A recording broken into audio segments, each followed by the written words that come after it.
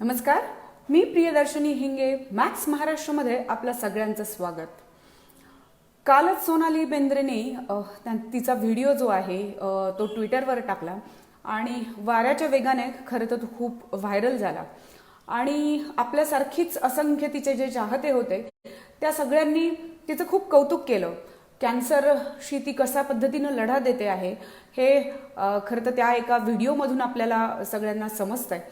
मात्र असं असताना आपण त्या व्हिडिओमध्ये जे बघत होतो त्यात सोनाली बेंद्रेनी जे आहे ते त्यांचा लॉंग हेअर कट जो आहे तो शॉर्ट केला आणि त्यावर जे काही कमेंट आलेले आहेत ते खरं तर आपला बाईकडे बघण्याचा दृष्टिकोन कसा आहे हे त्यावरून खरं तर स्पष्ट करतात. मुळातच बाईने केस कापणे म्हणजे एखाद्या बाईचं सुंदरतेचं लक्षण काय असेल तर तिचे लांब सडक सुंदर असे केस आणि ते लांबच असले पाहिजे असा अट्टहास. आणि मग जेव्हा ती तिचा हेअर कट जो आहे तो छोटा करते किंवा तिच्या केसाची लांबी जेव्हा छोटी करते तेव्हा ज्या पद्धतीच्या कमेंट येतात तशाच पद्धतीच्या कमेंट खरं तर सोनाली बेंद्रेच्या स्टेटसवर येताना आपल्याला दिसत आहेत की अरे रे असं नको होतं या व्हायला आणि ठीक आहे म्हणजे आता हे झालंय तर केस पुन्हा रिकवर होतील अशा पद्धतीचे कमेंट जे आहेत ते ह्या सगळ्या याच्यावर येत आहेत. खरं तर कॅन्सरशी लढा देताना अनेक वेदनादायी ट्रीटमेंटमधनं खरं तर जावं लागतं. मात्र केवळ कॅन्सरमुळे नाही तर हाय केतकी ज्या आहेत त्या आपल्याला ऑनलाईन आलेल्या दिसत आणि केतकी मी तुम्हाला जस्ट पाठवती आहे.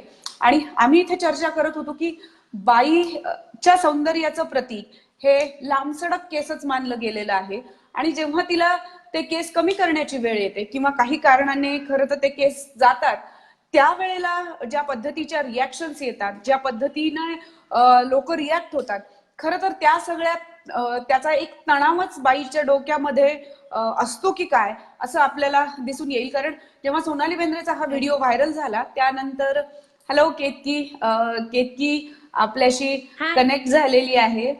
हाय, तुम्हाला आमचा आवाज येतोय केतकी? येस येस येस आवाज येतोय. मी आपल्या प्रेक्षकांना ओळख करून देते. केतकी ज्यांनी ह्या ज्या आहेत ह्या खरं तर महिलांसाठी खूप मोठं काम करतायत आणि मी ज्या पद्धतीनं केतकी सांगत होते आता की महिलांचे केस जे आहेत ते खरं तर सौंदर्याचं प्रतीक मानलं गेलेलं आहे आणि तू तर खरं एक ब्युटी कॉन्टेस्ट जिंकलेली आहे पण तुझ्या डोक्यावर मात्र एकही केस नाहीये. तर याबद्दल आम्हाला थोडंसं सांगशील तू? एक्चुअली केस हेयर होने चाहिए वो हमने बनाया है. ओके वो ब्यूटी बैरियर्स जो है वो हमने तय किए हुए हैं. लेकिन ब्यूटी तो सच में केस में होती तो फिर सब लोग वीक को ही प्यार कर लेते. ओके ओके सो लेकिन आपने तो एक कॉन्टेस्ट जीता है जो ब्यूटी यस कॉन्टेस्ट है वो तो इसमें यस कैसे मतलब आपने वो जीता कैसे और आपकी जर्नी जो है वो पूरी वो हम सब लोगों को उसमें ज्यादा इंटरेस्ट है और आप बेसिकली विमेन के लिए करती क्या है काम जो है वो आप करती क्या है? एक्चुअली जस्ट अ मिनट हाँ, देयर इज सम आपका स्क्रीन प्रॉब्लम. जो है वो आप उसका रोटेशन ऑन कीजिए ताकि वो स्क्वायर. हाँ, this is okay correct. Okay okay एक मिनट कुछ तो प्रॉब्लम है. आपका शायद हेलो स्क्रीन रोटेशन बंद है उसकी वजह से वो प्रॉपर आपको दिखाई नहीं दे रहा है. ओके. एक ओके ओके ओके एक मिनट. मी आपल्या उसको करो. प्रेक्षकांना सांगू इच्छिते जब तक आप वो प्रॉपर कर लेती है मैं अपने ये जो व्यूअर्स है ओके उनके यस साथ. Okay, is it good? आप थोड़ा उनके साथ हेलो बात कीजिए मैं तब केतकी. तक ओके, रोटेशन ठीक यस करती हूँ. कंफर्ट ये बिल्कुल सही है अभी. हेलो. हेलो हाँ. ओके तो हम लोग बात कर रहे थे कि जो ब्यूटी कॉन्टेस्ट है वो ब्यूटी कॉन्टेस्ट आपने जीता है एंड विदाउट हेयर वो जीता है. हाँ तो इस ब्यूटी कॉन्टेस्ट के बारे में हमें यस बताइए. एक्चुअली ब्यूटी कॉन्टेस्ट के लिए जो फॉर्म मैंने भरा था जब, तब मैंने एमफुल नहीं, मैंने यूं ही मजाक के लिए एक बार सोचा कि चलो ये फॉर्म देखा मैंने, तो उसमें लिखा था हेयर कलर, तो मैंने उसमें लिखा नो ओके। हेयर। तो मुझे लग रहा था कि वो वहीं पे खत्म हो जाएगी बात, ये ओके। बात आगे नहीं बढ़ेगी। लेकिन मैं बहुत आश्चर्यचकित थी कि उन्होंने मुझे दूसरे ही दिन फोन किया कि यू आर वेलकम। ओके। फिर तो मुझे लगा अब तो अंदर गए हैं तो फिर जाना तो पड़ेगा। फिर मैं गई और बाद में मुझे ख्याल आया कि एक्चुअल जो मुझे जो स्टेज चाहिए वो स्टेज मुझे अननोइंगली मिला। जब हम लोग अभी बात कर रहे थे कि जो लड़कियां हैं, औरतें औरतें हैं, इनको जब अलग अलग तरीके की ट्रीटमेंट दी जाती है या फिर किसी वजह से बाल जो है वो झड़ जाते हैं, तो औरतों का कॉन्फिडेंस जो है वो बहुत वीक हो जाता है, वो खत्म हो जाता है। और आप इसी चीज के ऊपर जो है वो काम कर रही है। तो आपको क्या क्या अनुभव आए पर्सनली, और अभी आप औरतों को कैसे समझाती है, मतलब। हेलो। हाँ, मेरी आवाज आ रही है? हेलो। हेलो। ना थोड़ा आवाज बीच में कट हो रहा है। हाँ, आपका इंटरनेट कनेक्शन हेलो। जो है वो ये सिग्नल थोड़ा वीक होगा, इसकी वजह से शायद मेरी आवाज ऊपर नीचे हो जाएगी। मैं आपसे पूछ रही थी कि आपने एक ब्यूटी कॉन्टेस्ट जीता है, लेकिन यस। बहुत सी ऐसी औरतें हैं जो कैंसर की ट्रीटमेंट के दौरान जो है, जब केमोथेरेपी होती है तब बाल झड़ने शुरू हो जाते हैं, और इसका मतलब ट्रीटमेंट का इतना उनको असर नहीं होता है उनके मन के ऊपर, लेकिन बाल झड़ने का ये जो शौक जो है ये उनको बहुत ज्यादा लगता है। तो ऐसी कितनी सारी औरतें आपके पास आती है और क्या क्या उनके अनुभव है? एक्चुअली बाल ना होना वो एक हमारे में अपने आप में एक अवसाद पैदा करता है। यू नो, जब जब हम अपने आप को बिना बाल के देखते हैं तो पहले हम ही डर जाते हैं, इसीलिए हम अपने आप को एक्सेप्ट नहीं कर पाते हैं। तो वैसा ही उन लोगों के साथ है, लेकिन कैंसर में एटलीस्ट उन लोगों को इतना आश्वासन है कि उनका बाल जब केमोथेरेपी का इफेक्ट, वो जो मेडिसिन का साइड इफेक्ट बंद हो जाएगा, आने वाले हैं। जबकि मेरे जैसे यानी चाय पड़ने वाले लोग जो है, उन लोगों को तो कुछ पता ही नहीं है कि आएंगे कि नहीं। तो अगर मुझे पता है कि मेरे बाल आएंगे कि नहीं, वैसी परिस्थिति में मैं हूँ, तो फिर मैं क्या मरने तक डर डर के जीऊं, है ना। तो मैं उन लोगों को वो समझाती, एक्चुअली जो मेरे पास कैंसर के केसेस आते हैं उन लोगों को तो मैं वही समझाती हूँ हमेशा। फिर भी मैंने रिसेंटली सुना एक लेडी ने रिसेंटली केमोथेरेपी के चलते सुसाइड अटेम्प्ट कर दिया। मैं सच में रिक्वेस्ट करती हूँ सोसाइटी में लोगों को कि अपना जो बाल ना होने को जो उन्होंने एकदम इश्यू बना के रखा है। और खास करके औरतों के लिए, क्योंकि जब मर्दों का मतलब बाल नहीं होते उनके, तो वो माचो स्टाइल कहलाता है। और जब औरतों के बाल नहीं होते हैं तो औरतें वो मतलब कॉन्फिडेंस ही उनका लूज हो जाता है। उनको ऐसे लगता है कि नहीं नहीं, शायद मैं बुरी दिखती हूँ, भद्दी दिखती हूँ, अभी मुझे कोई पसंद नहीं करेगा, या फिर मेरा बॉयफ्रेंड जो है या फिर मेरा पति जो है उसको मैं अच्छी नहीं लगूंगी। ये सारी चीजें जो है ये इनके दिमाग में, खास करके औरतों के दिमाग में बहुत ज्यादा होती है। एक्चुअली हमने ये जो चाय पड़ना का जो वाला जो केस है ना प्रियदर्शी, तो उसको तो मैं औरत या मर्द उसमें बांटना नहीं चाहती हूँ, क्योंकि मैं दोनों के लिए काम करना चाहती हूँ। बीच में अभी थोड़े ही दिन पहले एक 27 ईयर के लड़के ने सुसाइड अटेम्प्ट किया, सिर्फ चाय पड़ना, वो वजह था उसका। तो मैं मुझे अपने लगता है कि व्ह्यूअर्स को बता देती हूँ की खरं तर आपल्याकडे कॅन्सरने कॅन्सरच्या केमोथेरपीने केस जातात, मात्र जेव्हा त्या केमोथेरपी च्या काही दिवसानंतर ते केस परत येतात.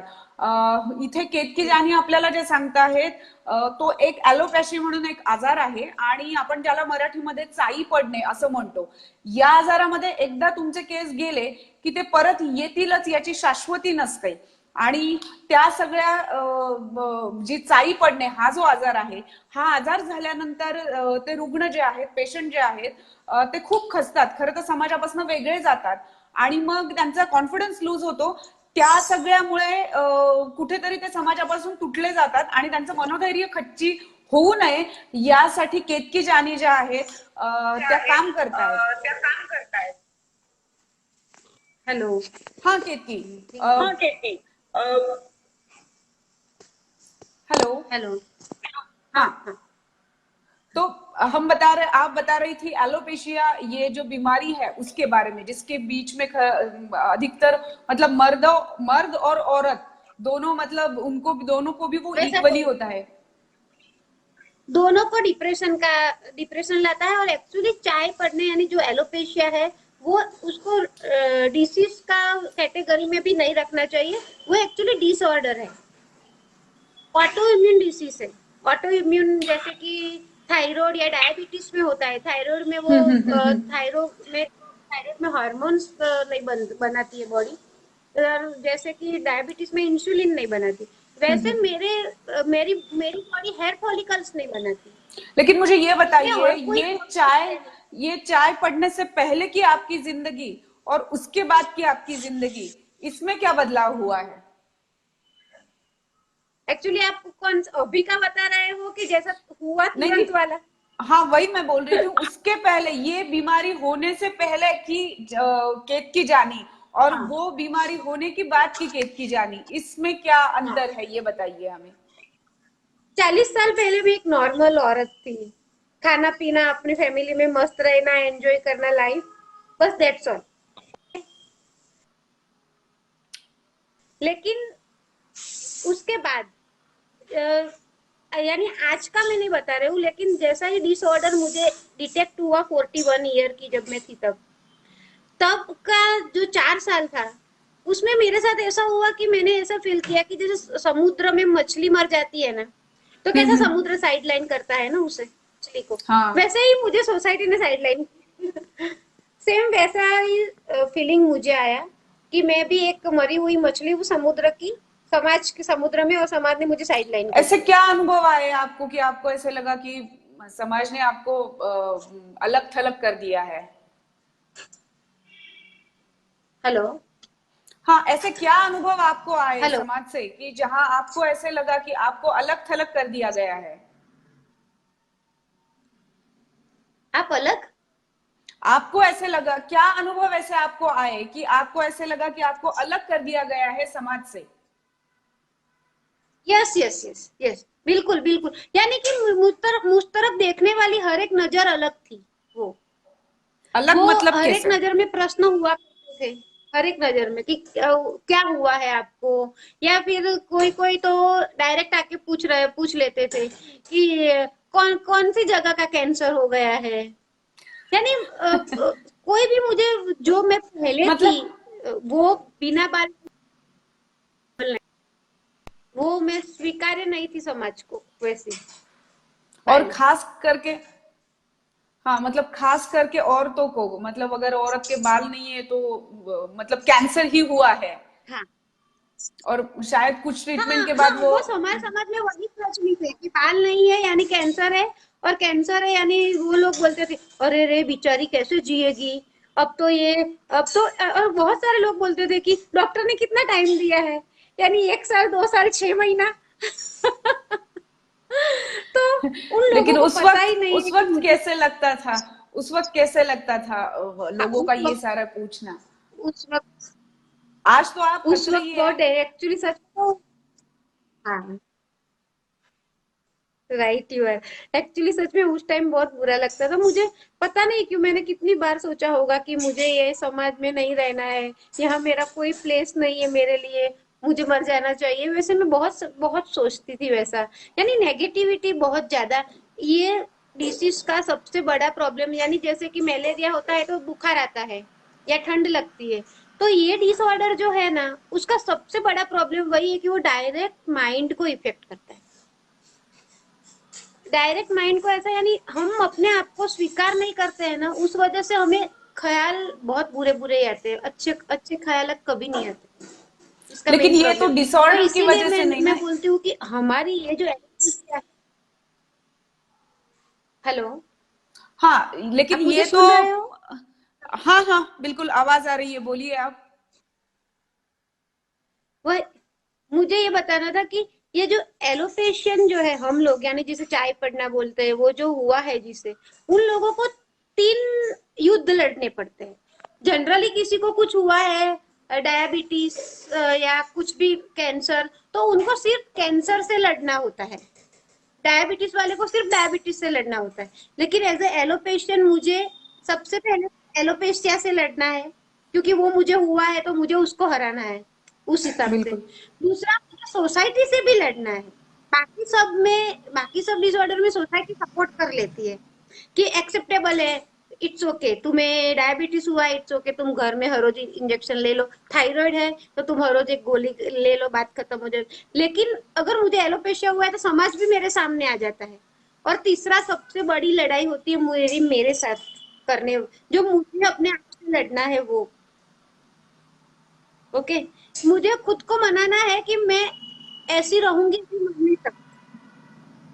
मुझे खुद को मनाना है कि मुझे अपने आप को एक्सेप्ट करना पड़ेगा, मैं जैसी भी हूँ। वो बहुत मुश्किल, यानी तीन टाइप की, ये जो मेरी अकेली की, मैं अकेली लड़ने वाली, मैं अकेली, और ये चक्रव्यूह में फंस जाती हूँ मैं, एलोपेशिया, सोसाइटी और अपने आप के। तो इसीलिए ना सुसाइड क्यों करते हैं 22 साल की लड़की, 27 साल का लड़का, वो उनको क्यों सुसाइड करना पड़ता है? क्योंकि वो ये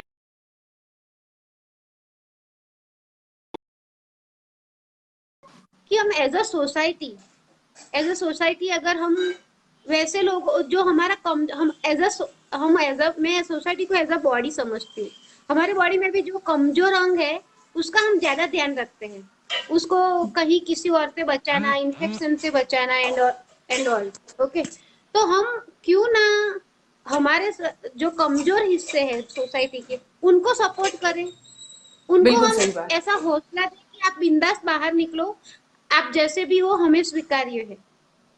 लेकिन ओके। लेकिन हम लोग देखते हैं कि ये जो मिसकंसेप्ट है, मतलब औरतें कैसी दिखनी चाहिए, इसके ऊपर बहुत बड़ी इंडस्ट्री खड़ी है, जो ब्यूटी इंडस्ट्री हम लोग जिसे कहते हैं। जो यस। क्रीम्स है, प्रोडक्ट्स है, शैम्पूज, कंडीशनर, ये सारे लोग जो है वो एक्चुअली इसके ऊपर खड़े हैं।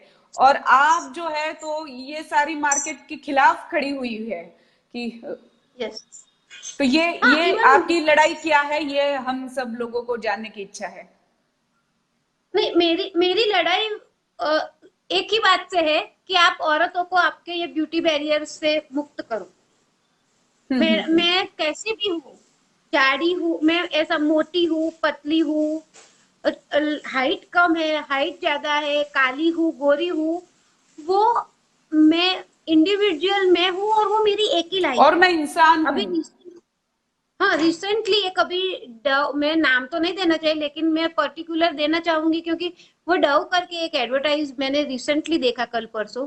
उसमें क्लियर कट है, वैसा शुरुआती है, आप सुनना वो, उसमें शुरुआत में ही आता है कि अगर हेयर फॉल की चिंता नहीं है तो तुम स्ट्रांग वुमन बनोगे, हेयर फॉल की चिंता नहीं है तो तुम केयरिंग वुमन बनोगे। मुझे उनसे तो यही प्रश्न, मैं तो डायरेक्ट मेरी पोस्ट चैलेंज भी दिया है कि बाल नहीं होने से कॉन्फिडेंट नहीं होता है, वो कॉन्फिडेंट आप लोग हमसे छीन रहे हो जबरदस्ती। बाल बाल होने से मेरे कॉन्फिडेंट का क्या लेना देना है, मुझे वो एडवर्टाइज वालों को पूछना है कि बिल्कुल, मैं बाल कॉन्फिडेंस तो बाल औरतों के गिरने, अंदर होता है। उसके लिए हाँ, किसी वो मेरे अंदर है कॉन्फिडेंट, वो इनबिल्ट है एक्चुअली, लेकिन हम उसको आइडेंटिफाई नहीं करते हैं एज अ, एक मिनट कुकुनो, वो भी वही सॉरी बता मेरे रहा डॉग। है। वो वो भी वही बता रहा है कि मेरी स्टीरियोटाइप भाभी जो है उसके खिलाफ आवाज करो, हाँ, उसके खिलाफ खड़े रहो। ये मैं उसको भी आपने बोलती हूँ, आप संदेश कीजिए ना, एडवर्टाइज कीजिए, आप एडवर्टाइज कीजिए, लेकिन आप ऐसा एडवर्टाइज में ऐसे वर्ड्स यूज मत कीजिए ना। कि हाँ, जिससे कि औरतों आपके का बाल नहीं, कॉन्फिडेंस ही बाल खत्म हो नहीं, जाता है।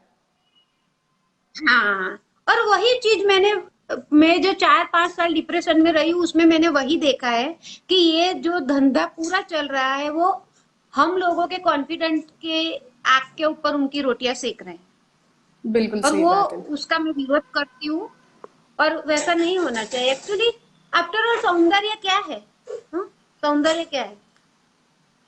सौंदर्य तुम्हारी आंखों में, अगर तुम में अगर वो सूझ नहीं है सौंदर्य को पहचानने की, तो मेरे मेरे बालों में ही अगर मेरा सौंदर्य होता है, तो मैं ब्यूटी पेजेंट तक नहीं, अगर मैं तो सच बताऊं, मुझे तो ऐसा लगता है मैं बालों के साथ ब्यूटी पेजेंट में जाने के लायक ही नहीं थी। मुझे आज ऐसा फील हो रहा है सच्ची में, मैं बालों के साथ ब्यूटी पेजेंट में नहीं जा सकती, क्योंकि मैं ऐसा कुछ लगती नहीं थी, कॉन्फिडेंट नहीं था मेरे में ऐसा कुछ भी। बाल लेकिन बाल होकर भी जाने, कॉन्फिडेंस नहीं था। हाँ, बाल होने के बावजूद मेरे में नहीं था कॉन्फिडेंट, लेकिन अभी मुझ में वो कॉन्फिडेंट आया, और अभी मैं वो स्टेज पर जब मैं रैंप वॉक करती हूँ, तब मैं अपने आप को जो रिप्रेजेंट कर पा रही हूँ, वो तब नहीं था मुझे। मैं अपने प्रेक्षक को, व्यूवर्स को बताना चाहूंगी कि केत की जानी जो है वो एक्चुअली एक ब्यूटी कॉन्टेस्ट उन्होंने जीती हुई है, और इसके साथ साथ आज जो है वो मॉडलिंग की इंडस्ट्री में काम कर रही है। मतलब जहां सौंदर्य को एक परिभाषा होती है, वो परिभाषा को लांघते हुए मुझे ऐसा लगता है कि ये सारी नई चीजें जो है, नया द्वार जो है, ये आपने हमारी औरतों के लिए, और खास करके वो औरतें जिनका कॉन्फिडेंस जो है वो बहुत छोटी छोटी चीजों के ऊपर से चला जाता है, जैसे कोई मुझे अच्छा नहीं बोल रहा है, कोई मुझे सुंदर नहीं बोल रहा है, या इनके जो परिभाषा है, इनका जो फ्रेम है, उस फ्रेम में अगर हम नहीं फिट हो रहे हैं,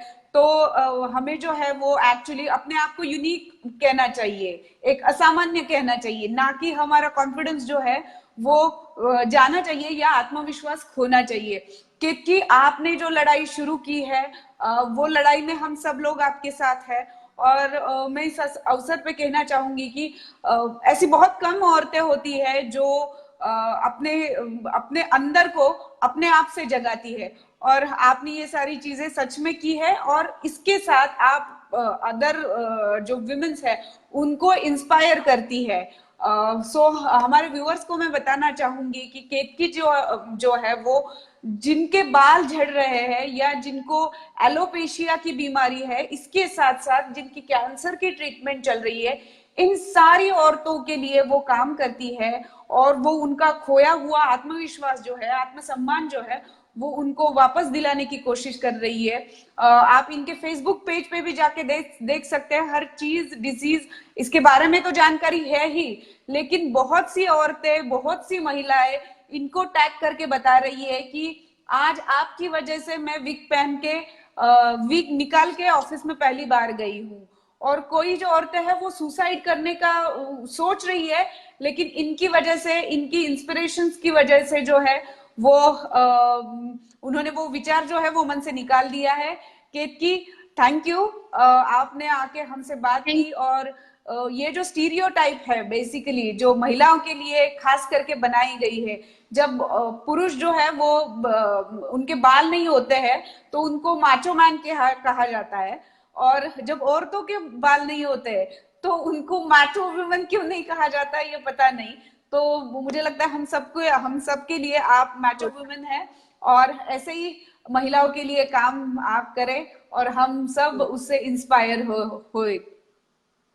thank you very much dear. Thank you. और एक्चुअली सबको सबको मैं बोलना चाहती हूँ, जो भी हेयर रिलेटेड इश्यू किसी के भी साथ है, आपके साथ है या किसी, कभी भी अपना कॉन्फिडेंट कम ना होने दें। आप बिल्कुल जैसे भी है, आप जैसे भी है बहुत ही खूबसूरत है, और किसी और को अपने आप को सुंदर बोले वैसा अपेक्षा ही मत रखो। मुझे ऐसा बिल्कुल। लगता है कि कोई और मुझे क्या बोलेगा मेरे बारे में, मैं ही बिल्कुल सही कोई, बात है। ये दुनिया की आदत है कि कुछ तो लोग कहेंगे, लोगों बिल्कुल का सही काम है बात है। कहना। तो हम वो हम बेटर वो कहने के ऊपर हम लोगों को नहीं जाना चाहिए, यही message actually yes Ketaki ji हमको दे रही है। और इसी नोट के साथ thank you so yes, much Ketaki, हम फिर मिलेंगे। Thank you dear, thank you so much. Thank you dear. आपण बघत होतो की केतकी जानी ज्या आहेत त्या खरं तर ज्या महिलांचे केस नाहीयेत, आणि ॲलोपेशिया हा जो एक आजार आहे ज्याला खरं तर मराठीमध्ये चाई असं बोलीभाषेमध्ये म्हटलं जातं, आणि त्यात केस जे आहेत ते पडायला सुरुवात होते, मात्र ते केस पुन्हा येतील याची शाश्वती नसते. कॅन्सरच्या पेशंटमध्ये तरी जेव्हा केमोथेरपी संपते त्याच्यानंतर केस परत येण्याची शक्यता असते, मात्र चाईमध्ये अशा प्रकारचे कुठल्याही प्रकारचे केस परत येत नाही, आणि असे आजार ज्यांना झालेले असतात ते स्वतःचा आत्मविश्वास गमावून बसतात. समाज जे आहे ते त्यांना सौंदर्य किंवा कुरूप महिला आहेत, कुरूप स्त्रिया आहेत, अशा पद्धतीनं त्यांना दुय्यमत्व आणि त्यांना वागणूक दिली जाते. त्यामुळे त्यांचा आत्मविश्वास जो आहे तो हरपला जातो. आपण एकीकडे जर सोनाली बेंद्रेंना त्यांच्या लढाईमध्ये त्यांच्या मागे उभं राहत असो, कॅन्सरची त्यांची जी लढाई आहे त्याच्यामध्ये आपण त्यांच्या सोबत उभं राहतो आहोत, तर अशाच वेळेला आपण ह्या सगळ्याची जी परिभाषा आहे, जी सुंदरतेची खास करची परिभाषा आहे आणि ती महिलांना लागू केलेली आहे, त्या परिभाषेबद्दल खरं तर आपण सगळ्यांनी विचार केला पाहिजे. इथे आपल्याला कोणीतरी सांगितलेलं आहे की तुम्ही तुमचे केस काढून फिरलात तरी आम्हाला त्याचं फारसं काही वाटत नाही. तर मला असं वाटतं की खरंच ज्या दिवशी महिलांचे केस जे आहेत त्याचा परिणाम किंवा महिलांचे केस आणि सुंदरतेचं प्रतीक हे जोडलं जाणार नाही, तो जो दिवस असेल तो महिलांसाठी किंवा स्त्रियांसाठी हा खरा स्वातंत्र्याचा दिवस असू शकेल. कारण सौंदर्याच्या त्या चौकटीच्या परिभाषेच्या त्या चौकटीच्या बाहेर जाऊन त्या स्वतःला बघू शकतील आणि स्वतःला शोधू शकतील. केतकी जानी सारख्या असंख्य महिला ज्या आहेत त्या आपल्या समाजामध्ये अशाच सौंदर्याची परिभाषा ओलांडून काम करत आहेत आणि आपण सगळ्यांनी मिळून सोनाली बेंद्रेसह केतकी जानी यांनाही आणि यांच्या कामासाठीही प्रोत्साहन दिलं पाहिजे आणि त्यांचा उत्साह वाढवला पाहिजे. या सगळ्या नोटवरच आज आपण इथेच थांबूया. आज रात्री 10 वाजता परत भेटूया एका नवीन विषयासह. नमस्कार.